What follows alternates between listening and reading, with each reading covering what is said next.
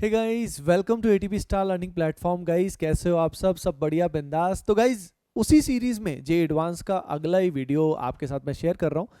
आप सभी ने बोला था कि सर अब रिएजेंट्स और बाकी सब चीज़ें जो जो ऑर्गेनिक के एडवांस के सिलेबस में नहीं है उसके बारे में भी अगर बता दिया जाए तो काम पूरा हो जाएगा, है ना।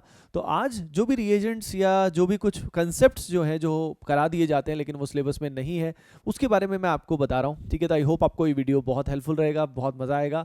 एंड आई होप अगर ये आपको अच्छा लगे तो make sure you hit the like button and share it with your friends. Okay, so dear students, देखिए यहाँ पे अब लिस्ट है। देखो यार, surprisingly the reagent which is very popular लेकिन वो सिलेबस में नहीं है। इससे जेई मेन में क्वेश्चन आता है लेकिन एडवांस में सरप्राइजिंगली नहीं है। एनबीएस, एन ब्रोमोसक्सिनेमाइड, या उसी का वेरिएशन एनसीएस, एन क्लोरोसक्सिनेमाइड, ठीक है। उसके अलावा भी रिएजेंट्स हैं बहुत सारे, जैसे कि फॉर एग्जांपल 9BBN या B2H6 के साथ CH3COOH ले लिया या CH3COD ले लिया, टी ले लिया। ये सबसे कहीं पे कोई क्वेश्चन नहीं आता है, ठीक है। और इसका काम क्या होता है, अब देखो हर एक रिएजेंट के बारे में बताने लग गया तो फ़ायदा क्या, सिलेबस में तो है नहीं।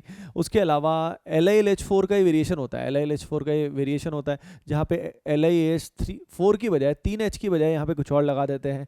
उसके अलावा जैसे यहाँ पे रिएजेंट है LDA, ठीक है। LDA is a very bulky base, वो है। और भी बहुत सारे सॉल्वेंट होते हैं, जैसे कि फॉर एग्जांपल क्राउन ईथर दे दिया, है ना। क्राउन ईथर मतलब वैसे पोलर अप्रोटिक सॉल्वेंट है लेकिन स्टिल ऐसा नहीं कि रैंडमली कोई क्राउन ईथर आपको दे दिया, ठीक है। तो don't worry about the crown ether. उसके अलावा बहुत सारे ऐसे सॉल्वेंट्स हैं, बहुत सारे ऐसे सॉल्वेंट्स हैं जो रैंडमली कई बार बुक्स में आपको मिल जाएंगे लेकिन उनका एकदम से कोई आपको टेंशन लेने की जरूरत नहीं कि आपको याद है नहीं है।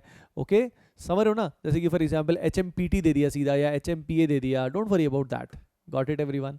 ओके, उसके बाद SeO2 से बहुत साल पहले क्वेश्चन आया था जेई एडवांस में, बहुत साल पहले, लाइक 1990s में आया था। तो अब ये सिलेबस में नहीं है। SeO2 का यूज़ या सेलेनियम का यूज़ या PD का यूज़, पैलेडियम एग्जैक्टली ले लिया तो क्या करना है, don't worry about that at all.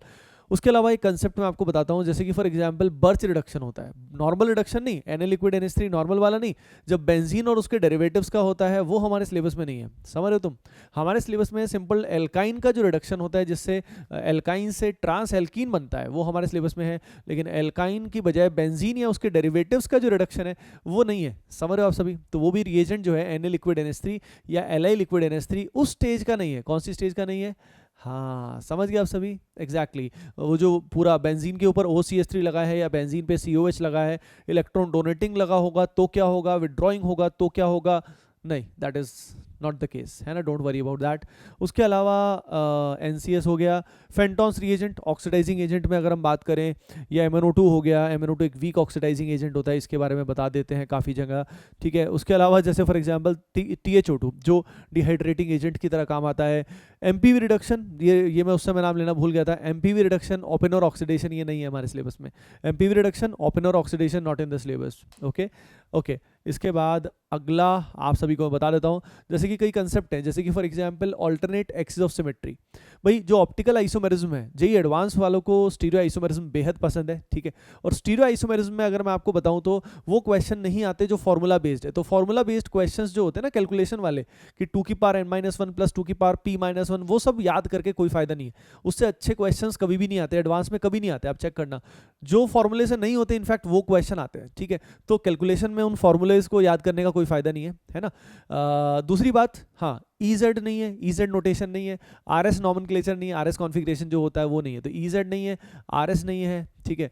उसके अलावा जो अल्फा से रिलेटेड कैलकुलेशन होता है, अल्फा से रिलेटेड कैलकुलेशन मतलब ऑप्टिकल रोटेशन से रिलेटेड कैलकुलेशन, वो सब नहीं आता है, ठीक है।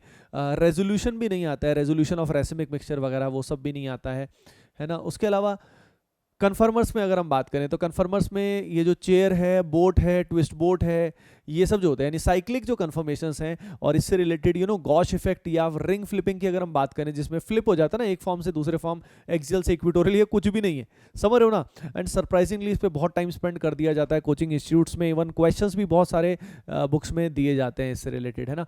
तो लेकिन ये सब सिलेबस में नहीं है। ओके, उसके अलावा आप वेरीफाई भी कर सकते हो ना, सारी चीज़ जो मैं बता रहा हूँ you can verify by seeing the previous year question as well, है ना। तो ये ऐसा नहीं कि हवा में बोल रहा हूँ यार, इतने साल से पढ़ा रहा हूँ और सब लोग, मैं आपको क्लियरली बताऊँ, सब टीचर्स जो हैं इस चीज़ को खुले दिल से एक्सेप्ट नहीं करते, है ना।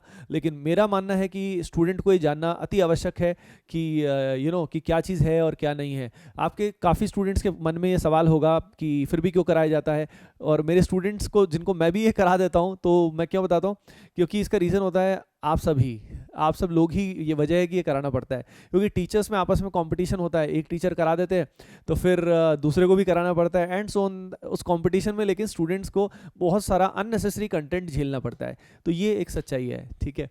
ओके उसके अलावा जीओसी के कई सारे कंसेप्ट जैसे कि स्टेरिक इनहिबिशन ऑफ रेजोनेंस, ठीक है, उसी से रिलेटेड है ऑर्थो इफेक्ट, है ना। ऑर्थो इफेक्ट से क्वेश्चन जेईई एडवांस में नहीं आया। जो क्वेश्चन एक आया हुआ है ना सैलिसिलिक एसिड वाला, वो एच बॉन्डिंग से एक्सप्लेन होता है, that is explain on the basis of H bonding, है ना। तो स्टेरिक इनहिबिशन ऑफ रेजोनेंस, इससे रिलेटेड जो भी इंपैक्ट है, ortho effect, steric inhibition of protonation SIP, नहीं ये सब नहीं है। उसके अलावा डांसिंग रेजोनेंस का कंसेप्ट जो है बड़ा पॉपुलर होता है ये वो, लेकिन स्टिल एडवांस में उससे रिलेटेड यानी डेटा बेस्ड वाला क्वेश्चन है ना, तो नहीं आता है। उसके अलावा ब्रेडस्टूल जैसे हो गया, नो। उसके अलावा अमाइन इन्वर्जन जिसको फ्लिपिंग भी बोलते हैं, ठीक है, अमाइन का जो फ्लिपिंग होता है वो सब, एंड गॉश इफेक्ट एक होता है, ठीक है, गॉश इफेक्ट जो होता है वो भी नहीं आता है। उसके अलावा प्लस आई प्लस एम माइनस एम के ऑर्डर्स, पूरा ऑर्डर कंप्लीट ऑर्डर रटने की जरूरत नहीं है।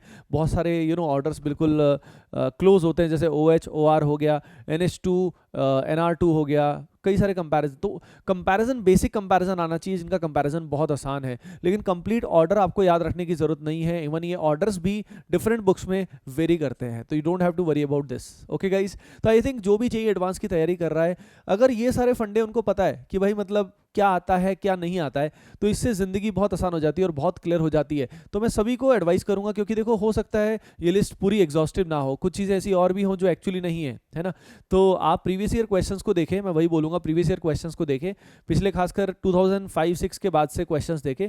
उससे आप वेरीफाई कर सकते हैं कि कौन कौन से रिएजेंट आते हैं, कौन कौन से नहीं आते, और कौन सी रिएक्शंस हैं, कौन से कंसेप्ट हैं, कौन से नहीं है। लेकिन स्टिल इन दीज 2 वीडियोज, जो पिछला था और जो ये वाला video, I try to compile the maximum number of reagents and the reactions and the concepts जो जेईई एडवांस के सिलेबस में नहीं है। ओके गाइस, आई होप ये वीडियोस आप सभी के लिए हेल्पफुल रहे होंगे।